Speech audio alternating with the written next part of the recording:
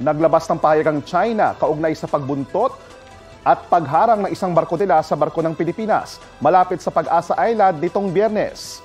Sabi ni Chinese Foreign Minister spokesperson Mao Ning, sakop ng teritoryo ng China ang lugar. Kaya naman daw naayon sa batas at legal daw ang pagpapatrolya sa kanilang Chinese warship doon.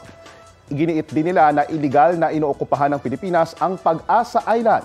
Wala pang bagong pahayag ang AFP ukol dito, pero nauna nang sinabi ng AFP na dangerous maneuver ang ginawa ng China na pwedeng mauwi sa banggaan o aksidente sa dagat. Noong Biyernes, hinarang ang BRP Benguet na magsasagawa ng rotation and resupply mission sa Rizal Reef Station. Nagresulta yan sa radio challenge kung saan iginiit ng Philippine Navy ang karapatan ng Pilipinas sa Pag-asa Island na nasa pamamahala ng Kalayaan Municipality sa Palawan. Balita ko, may tututukan kayo tuwing 10:30 AM sa GTV.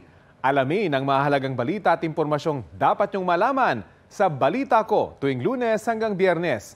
Mag-subscribe din sa GMA Integrated News sa YouTube.